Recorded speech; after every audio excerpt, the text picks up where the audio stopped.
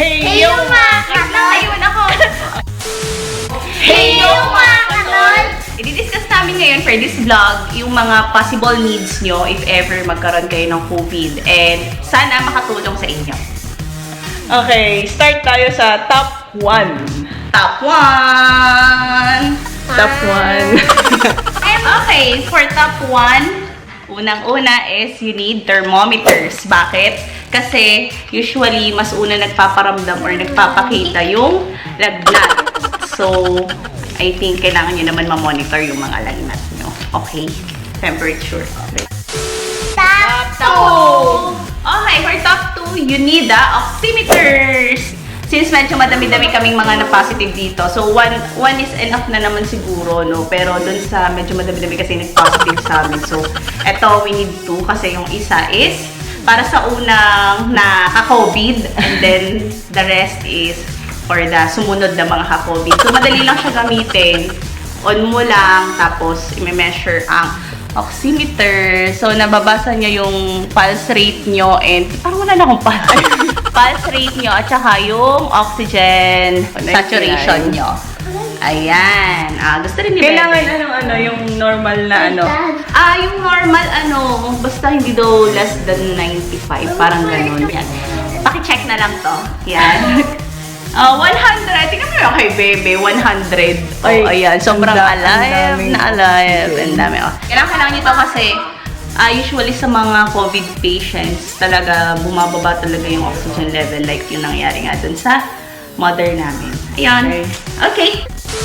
Top 3! Ay, nakita balik kong phone. Okay, for our top 3, tada! BP monitor, pang BP monitor. Plus na siya kung siya ay automatic. Kasi ang nangyari nga dun sa amin, eto, ganito itsura niya. May saksak siya. And automatic siya. Pero pwede din siyang de-battery. Pero ginagamit namin siya na naka-charge. Bakit mas maganda na automatic? Kasi, for example, hindi naman lahat positive, tapos may isa lang naka-isolate sa inyo. So, hindi mo na kailangan pumasok pa para mag-BP, lalo kung hindi marunong mag-BP yung patient. So, mas maganda kung solo, siya na lang din yung mag-BP sa sarili niya. And sobrang need nyo rin to kasi sa na-experience namin, medyo fluctuating yung BP. Patataas, bababa, tataas, bababa, tataas, bababa. Ayun, so mas maganda, ma-monitor nyo din yung BP nyo para makontak nyo yung doktor nyo. Yun lang. Top 4! Okay, for our top 4, para sa mga masisela, sa mga kinukulang ng oxygen tank with oxygen regulator. Ayan, so refillable tong tank na to. Ang size na to, sabi sa amin, is 15 pounds. So, yun. Merong mas malalaki dito, tsaka may mas malaki pa. Yun. So, syempre, it comes with nasal cannula tubes. Syempre, kailangan natin to kasi alam nga naman dito ka suminghot. So, syempre, kailangan mo nito para ipasok sa ilong. Tapos, nag-ready din tayo ng NRB, non-rebreathable mask. So, ito kasi magagamit to for yung sobrang medyo bumaba na talaga yung So, siguro yung mga nasa medical field, alam nila kung kailan ito gagamitin. Pero pinaghanda kami nito just in case mag-drop na yata to 70 yung saturation, 70% yung saturation ng oxygen. Ayan, so, we have this. Ayan. Okay, for additional top 4.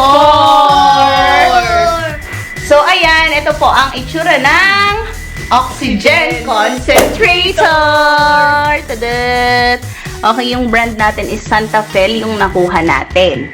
So, syempre, meron siyang mga advantages and disadvantages. I-discuss muna natin siguro, Babs, yung advantages. Okay, so dun sa nangyari kasi sa mom namin is kinailangan niya ng oxygen support, which is mababa lang naman yung LPM, 2 to 3 LPM.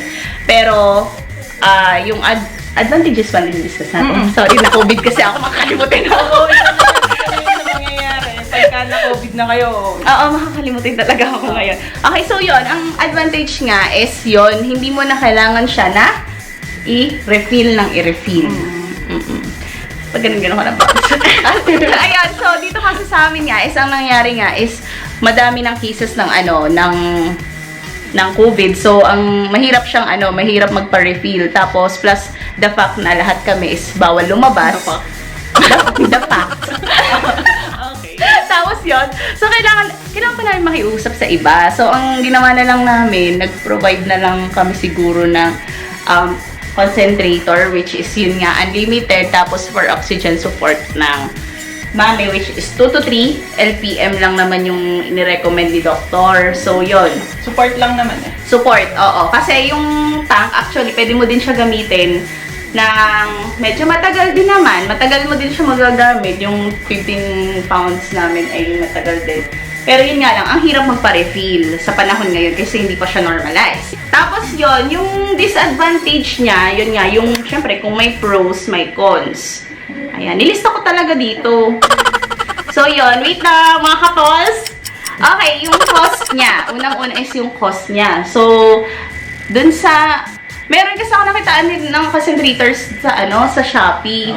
Pero kasi, kung intayin mo pa yun, ang tagal bago pa ma-deliver, Diyos ko. Ay di yun. So, ang kinuha namin, yung mga pwede na namin magamit dito sa around Batangas.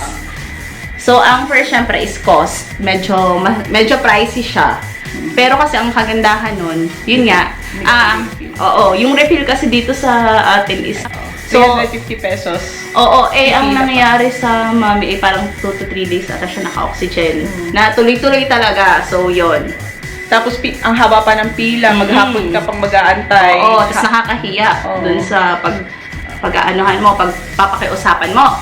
And then next is, yun nga, yung pagka brown out. Oo. Siyempre, kung walang power, ay di wala din power, are. Oo. Yun. So, yun naman yung advantage nung regular na oxygen tank. Pwede mo siya gamitin kahit walang kuryente. Then, yung sa water chamber. Kung mapapansin nyo, ang water chamber nito is maliit lang. Yan. So, parang... Kailangan nating refillan ng every 2 to 3 hours. Yun yung naging assignment nila lagi. Kasi kulog na ako eh. Kailangan namin magpa-alarm para palitan yun. Hindi palitan, dagdagan. Ay, dagdagan pala. Kasi nauubos yun. Unlike dun yata sa oxygen tank, parang hindi mo naman siya kailangan laging dugangan ng tubig. Ayun. And yung nga niya, ang disadvantage pa nito, ang kanyang LPM lang pala is 1 to 7 LPM or liters per minute. So, medyo mababa siya compared sa kayang ibuga ng oxygen tank, which is 1 to 15 LPM. Tama? Nandun. Base doon sa regulator, doon lang kami tumingin. Top 5! Nasasun pa ako eh. Himalayan salt lamp. Ayan. So, marami pihadang nakaka-relate dyan. Actually, hindi naman siya super need. Pero, advantage siguro kung meron kayo niyan kasi marami siyang benefits like, yun nga, nagbabalance ng electromagnetic radiation, tapos nagka-cleanse at deodorize and purify ng air. And, syempre, yung for allergies and nagre-reduce din ng mga asthma. Though, wala naman tayong mga asthma, no? Yun, so... So, yun. So, marami siyang benefits pa. So, yun, advantage na meron din dito. Kasi, as in, lagi pinapailawan na ni mother nung pagkakabit. Yarn! Top 6! Facial steamer. Yan. Or pwede na rin ang Kaldero. At pakulong water. Marami nagre-recommend noon na pang-suob kung sinasabi ng mga matatanda. So, yun. Sa tingin ko parang nakakatulong naman siya kasi parang nailabas mo nga yung mga plema siguro tsaka sipon. So, yan. Mas maganda siguro gano'n na rin kayo. Ito, hindi naman siya required. Kasi actually, maliit. Yung disadvantage ito, maliit lang yung pinaka-chamber. Puluan ng tubig. Sabagay, ilang minuto lang naman eh. Oo. Tsaka ang hirap pala talaga magsuob. Alam nyo, hindi siya advisable pag ulagay may COVID. Kasi kahapon, nagsuob ako. First time ko magsuob. Kahapon lang talaga ako nagsuob. Kasi wala pa rin akong pang-amoy nga pala, tsaka panlasa. Anong kaulagaan ang ginawa mo? Pag kasi sabi nila, sisinghutin mo daw yung steam. Hindi. Sininghot ko nga. Kasi, inhale akong inhale. Hala, parang nalapnos yung ilong ko, Dini. Bam! Oo! Nakakatakot. Ang sobrang init talaga. Kasi syempre ang steam nga, di ka kaya mo nabubuo pag na, ano na. Oh, parang sinabi niyang ulaga nga siya. Oo, kasama ko sa mga yan. So, ramdam ko kayo sa mga napaso ang ilong, ang nguso, ayan. And for additional Me! first, kailangan natin ng mask. Tada! It's a must. Okay? Ayan, mask is a must. Disinfectant, sanitary wipes. Kailangan nating isanitize yung ating mga tables and mga gamit Oo, natin. disinfect kayo ng disinfect, guys. And syempre, ang disposable gloves and alcohol. Yan. And yung Lysol for the furnitures na kailangan nating i-disinfect din everyday. Mga pinto-pinto, gano'n. Mga doorknobs, Saka yan, yung mga mga deliver. tables. Tsaka yung mga dumadating na mga galing sa labasan, yung mga pinabili natin. Bago natin ipasok sa bahay, kailangan natin i-disinfect. Sa Shopee daw. Ang nangyari sa amin kasi, una, nag-isolate ay si mother at mag-isa lang siya dun sa room. So, hindi namin pwede siyang pasukin basta-basta. Lupat hindi namin alam kung kami ay positive or negative that time. Kaya kailangan namin na mag-install sa room niya ng CCTV para namomonitor namin siya dito sa labas. Kung nakakahinga ba siya ng ayos or ano, or okay ba yung pwesto niya sa higaan. Ayun. Kasi syempre, pagka hindi na naman basta makakatawag pag nagkaroon na ng emergencies or yung bigla ang hindi siya makahinga or masigip dibdib niya. So, Para to the rescue, agad tayo sa loob. Bahala. si Batman. Pero okay lang kasi positive yung tayo. Hindi, pero nagmo-monitor ng gabi. Yung si bro, di ba? So, pag tulog kami, siya naman yung nagmo-monitor. Ganun yung naging routine namin.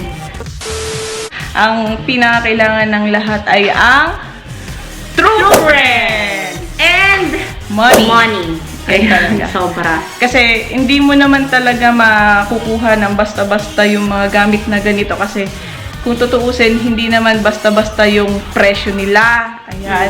Kaya mahalaga talaga yung may savings tayo. Yun ang mahalaga sa atin, sa bawat isa. Kaya, Emergency funds. Kasi hindi biro yung gastos pag nagkasakit tayo, lalo ngayong pandemya. Oo, as in dinodoble nila ang presyo for your information.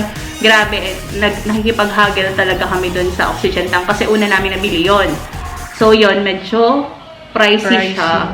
Yun, true friends kasi True friends. like sa case namin, hindi kami pwedeng lumabas. Oh, kasi lahat So, kami yun. positive Lahat. na. Ay, shout out sa mga friends ko. Sobrang shout love you out. guys. Sobrang hangang-hanga ako sa salamat. support and care niya sa amin talaga.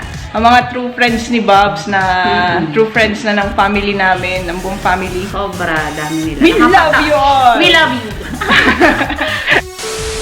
And the most important is Prayer! And faith in Faith God. faith in God.